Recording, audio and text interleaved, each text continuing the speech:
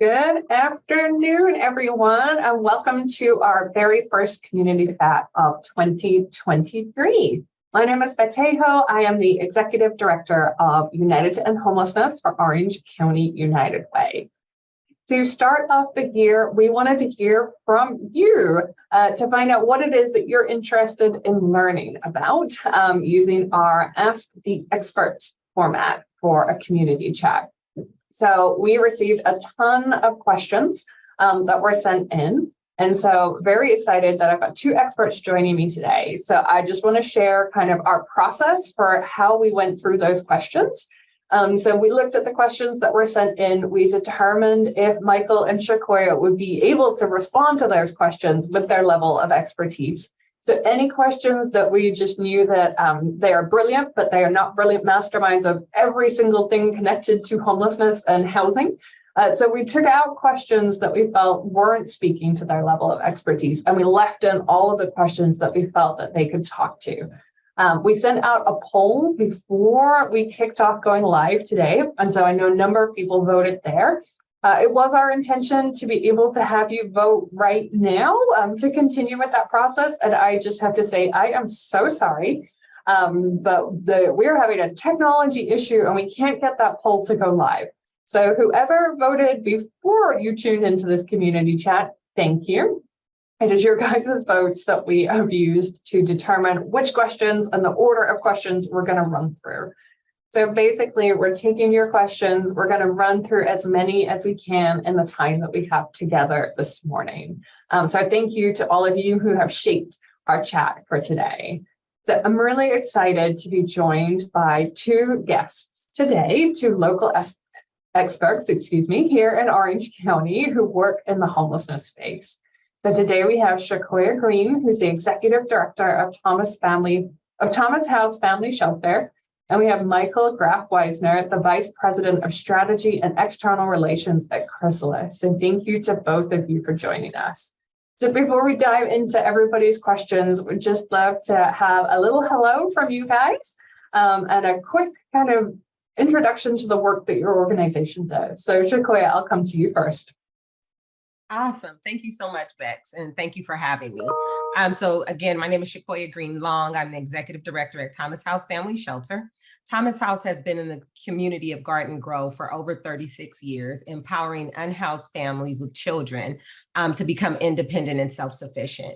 We have 22 safe apartments where we provide rent-free shelter to families and all of the resources and supports to become independent and self-sufficient. So that means all of their food, groceries, daily living, hygiene products, cleaning supplies. We provide everything. Parents are required to attend parenting classes, and then we have a youth development and a teen case management program.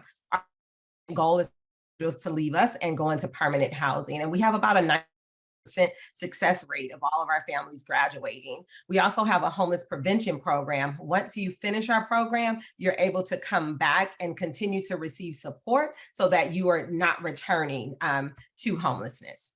And that is a brief intro to Thomas House. Thank you.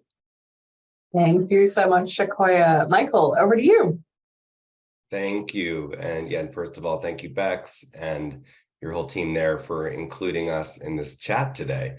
I am Michael Graff-Weisner, he, him, his, and I work at Chrysalis, and we're a nonprofit here in Orange County providing employment services. And so a little different role, but I think it's always good to remind it takes all of us to end homelessness. And I think part of the picture are the employment services that we provide.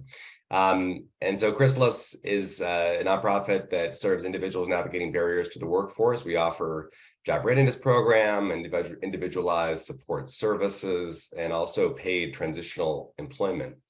And we're really working to do three things. We help our clients get ready for a job, get a job, and then keep those jobs. And we serve individuals experiencing homelessness, usually working in close collaboration with other housing providers, street outreach providers, and the whole coordinated entry system.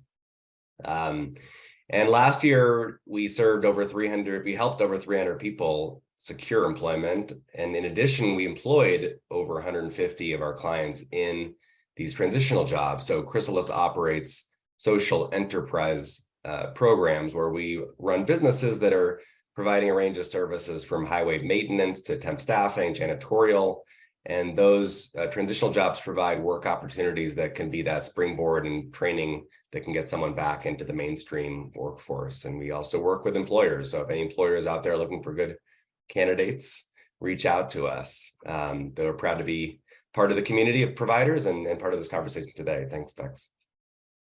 Thank you, Michael. All right, we have the crucial piece of paper here that we need for our chat today with the votes that have come in. So we are just going to start working our way down list and we'll see how many questions we can get through today. So the top two questions are very connected. So I'm going to ask them together because I think we're going to hit on both of them at the same time. So what resources are available for someone who is experiencing homelessness in Orange County? And then tied with that, I'd appreciate information about how to best help somebody who's unhoused in my community in real time. So those two are very, very kind of woven together. Michael, we'll come to you first. Thank you. And I love that those questions are from members of the community who are trying to be part of the solution and trying to help our neighbors. So, I think an important term that many of you on this chat have maybe heard is this idea of a coordinated entry system. And that is in some ways a technical term, but it describes a system in place in Orange County that is aimed to be just that, coordinated. And everyone who comes into the system, whether they be an individual or part of a family, transitional age youth, veteran, they are assessed. And that assessment is again, part of that coordinated entry system that helps service providers direct how they're going to engage them in services that meet their needs. So in terms of ways to help individuals, I think that I would start with advice of making sure you're using 211 as a resource. And I think it's kind of the best countywide central source of information and a resource, either if you're suggesting someone call it or you're calling on behalf of someone. I think it's also would be great if you live anywhere in the county, to get to know who are the shelters and providers in your community nearby and build a relationship with them so you can make referrals locally.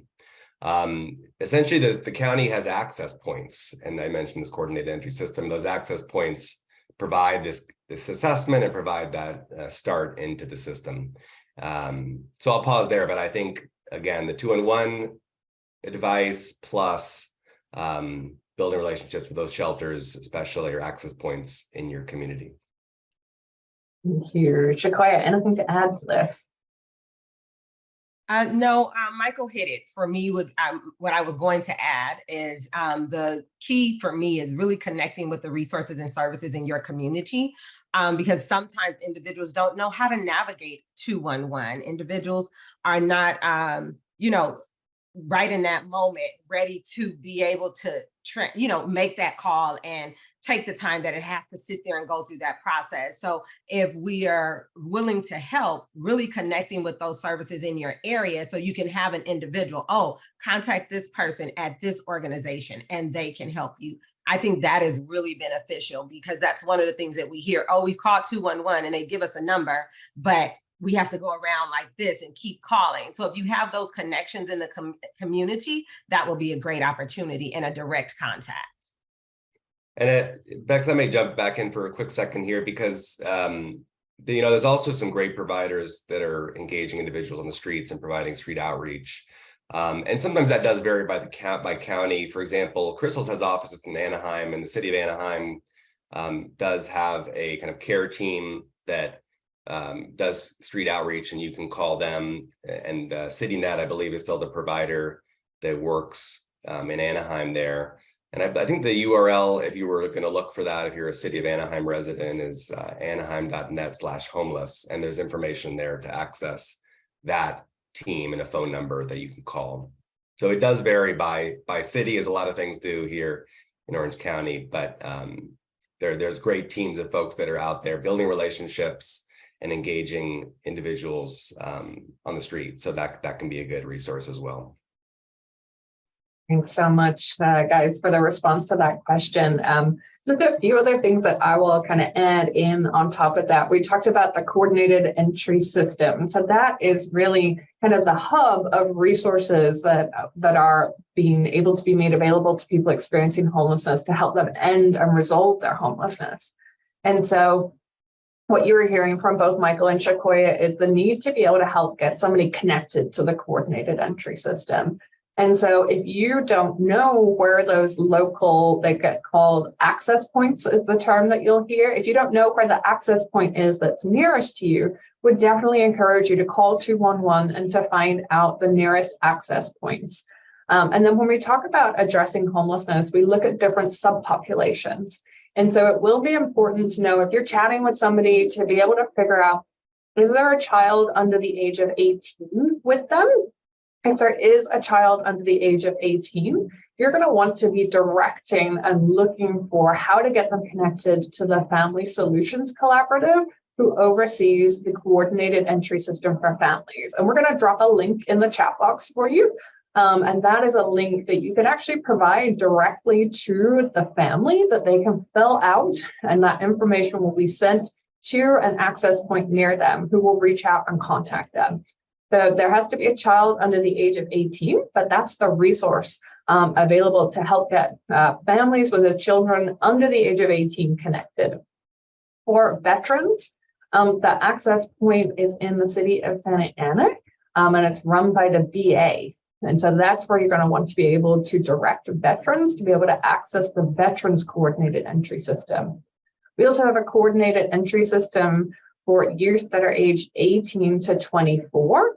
You'll hear the word TAY getting thrown out there. That stands for Transitional Age Youth. And so it means age 18 to 24. There are a couple of access points for that in our community. And the one that I have fresh in my mind right now is at Orangewood. And Orangewood have a drop-in center in Santa Ana as well. And so those are a few access points that we wanted to be able to direct you to, but definitely call 211 and find out where the nearest access points are in your community. And if there is an outreach team that perhaps your city engages with in your local community, but that's going to be a call to City Hall to find out, is that something your city does? And if so, who's on that outreach team and how do you get a hold of them? So we hope that that helps. And I will move us on to our next question, which is similar, but slightly different. What is the best thing that I can do / give to somebody who's experiencing homelessness? And Shakoya, we'll start with you. So I carry in my car a safety kits, little kits with snacks, but also resources for my particular area and community. Being able to provide them with a resource and connect them to some type of services is very important, in my opinion, so that they can go to the next step of getting help. But being able to provide them a little snack, a little meal while they are where you are and where they are at that moment is also very important. I have socks inside of the kit. Everybody does a little something different, honestly, but I have little kits that I keep with resources also that then I can say, hey, do you have a phone? Let's call this person. And I have done this a couple of times and have been successful. And sometimes I am not as successful in the moment, but being able to leave something with them so that they can get connected to a resource is very important. Awesome. Thank you. Michael, anything to add? And it's okay if Shakoya covered it all. No, she did. I think the thing I might add is obviously, meeting folks where they're at as human beings, as members of our community, as our neighbors. I think language matters. You hear us talking about people experiencing homelessness and centering them as people.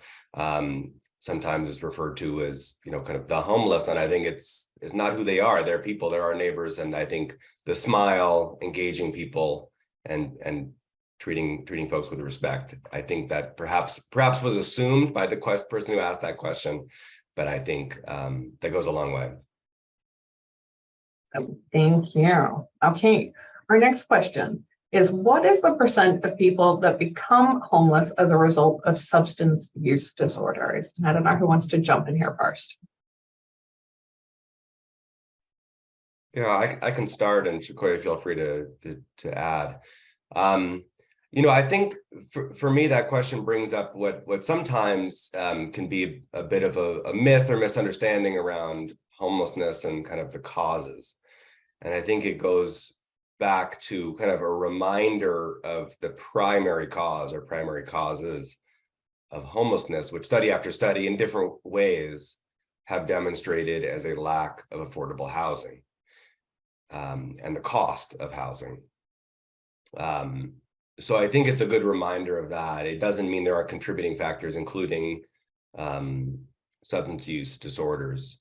But I think the research is often showing that the cause, and if you ask someone or if you look at other data, the two issues were either lack of a job, lack of enough wages in employment, loss of a job, and then housing costs being too high. So I've seen studies that show about 75% of those experiencing homelessness, that's the cause, is the employment and the economic cause plus the affordability of available housing. I think the latest homeless count data came out from 2022 here in Orange County.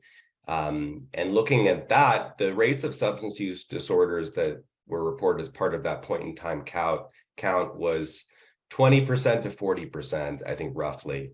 And that varied based on sheltered and unsheltered, with the higher rate of substance use disorders being for individuals who are experiencing unsheltered homelessness.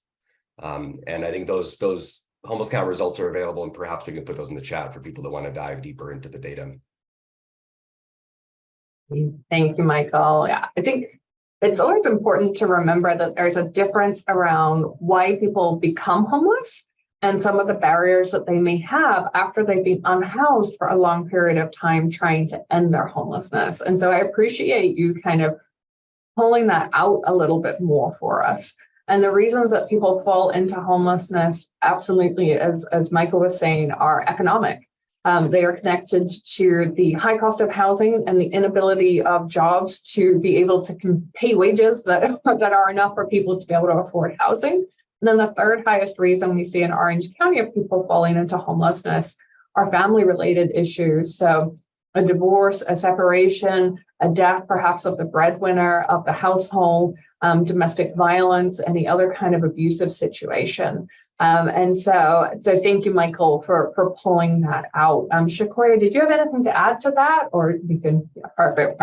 We will move us on to the next one. Okay, so the next question is, when someone calls a service provider, what is the typical process that a service provider goes through to help that person? What do they do when they don't have the services that someone needs? And Shakoya, we'll start with you. So at Thomas House, when we receive calls, because we have a live hotline, we do a short screening to see if this is the population that we support at our shelter. And if we do not, we then walk through the process of going through 211 and trying to connect them with a resource that can support them. Our ultimate goal with asking the questions is to see how we can support and what resources. If we can't, then what can we do next? Even if it's because we have a small food pantry, even if it's that they can come and get food from us, or we can connect them to a food pantry in their area. The goal is to not hang up the phone with providing some level of resource and support to that individual if we are unable to support them. Thank you. Michael, anything to add to that one? Yeah, no, I think it does vary a little bit by provider in terms of that intake assessment process. I did mention coordinated entry before, which does provide some kind of commonality across providers that are part of that system. And then I think, speaking for our agency, again, we provide employment services. So while we do ask a number of those similar questions at intake and as part of our enrollment and assessment process, we're also asking questions about their work history and their skills and their, oftentimes legal barriers can be a factor. We want to know if someone has a driver's license, the documents they'll need for right to work documents once they get a job, their ID. So some of our early kind of intake and enrollment questions are trying to target those kind of practical and other elements of job readiness, and also focus on the strengths of our clients, which often times are amazing. They have amazing work history and skills and life experience that, then we're talking about how they're going to leverage into getting a job. So we often think about those barriers, identifying barriers, but it's also identifying the strengths. Thank you. I'm going to just move us straight on to our next question. How are we moving away from the more traditional Band-Aid fix with efforts to battle homelessness? And Shakoya, we'll start with you. So what I would say is providing not just a shelter, right? Not just a roof over someone's head, but providing the life skills training, connecting them to agencies like Chrysalis to help them get a job, connecting them to mental health resources. So really trying to, one, meet the individual where they are, and then provide those wraparound supports and services so that when they do get housed, they have the skills that they need to maintain the housing. So also including parenting classes if they're a parent, budgeting. These are all services that we provide at Thomas House because our goal, again, is long-term sustained independence and sustainability. So really looking at how long can we support someone? Not how long, how can we support someone and get them to the longest impact? And that is connecting them with those services to be independent, helping them get a job, mental health services, addressing any credit issues that they have, budgeting resources, life skills, parenting, and really just wrapping around services and support to ensure that when they leave our shelter, that they're able to be independent and self-sufficient. Thank you. And just to add, I when I hear the Band-Aid metaphor, I think of that as not a solution just to the scale, perhaps, of the problem, of the need. So I think, one thing that's critical is advocating for more resources locally, in your city, in your county, at the state level, and federally, because we need more than a Band-Aid. We need more affordable housing and more resources in all the interventions we're bringing together. And as it relates to employment, obviously advocating for quality jobs, career path employment, good wages and good jobs, and access to those jobs. So things like, background check policies with employment, sometimes, even with efforts to quote unquote ban the box and make employment more fair chance. And there has been legislation that has made that more fair. Making sure that access to quality jobs is there is a key part of the puzzle. Thank you. And I think the other big shift that we've seen is around the need and the knowledge that we need places for people to go after they leave a shelter. And so traditionally what we've seen in the response to homelessness have been emergency shelters, somewhere to get people, kind of out of sight, off the streets. But what we end up then is we end up with people being potentially warehoused in shelters without those opportunities to leave the shelter and be successful in housing. And so I would say that some of the shift that we've seen is really that emphasis on those opportunities for people to be able to exit shelters successfully, having the support that both Michael and Shakoya talked about, being set up for success after they leave a shelter in their own housing. So I think that's been another shift that I would say we've seen in terms of not just that kind of temporary in the moment for a night or a couple of nights. And I wouldn't even call it a fix, because it's really not. A Band-Aid is a very appropriate term for that kind of approach, but really remembering that housing ends homelessness and that we need to make sure that we are focused on getting somebody into permanent housing and supported with whatever it needs, the employment side, the parenting side, that whatever it is that they're going to need to be successful in housing. And if anybody's watching that's interested, USICH, which is the United States Inter-Council Agency on Homelessness, just released their new federal plan to address homelessness. And so we're going to drop a link in there if that's something that you're interested in a deeper dive into, recognizing that this council brings together agencies across the entire nation to be able to look at how they can work better and more collaboratively. There were some interesting things coming up in there, particularly around prevention, that people might want to dig further into than we can do right now in this moment. So I will move us on to our next question. This question is, are churches allowed to do outreach like they did in 2019 in the Civic Center and Riverbed? I don't know who wants to, Shakoya, do you want to take a crack at this one? And I can jump in if needed too. So I believe that we are all better together, right? And so I would highly strongly suggest that churches partner with nonprofit organizations that are already doing outreach, partner with them so that the effort is larger, so people are not doing this individually, because we can do so much more together than we can apart. I love that churches want to get involved, and Thomas House has a lot of support from different churches, but together we can do more. And so I strongly suggest and recommend that churches and individuals as well. That's why I suggest, when you want to help, reach out to your local nonprofit, see what they're doing, how can you support and make that impact even larger.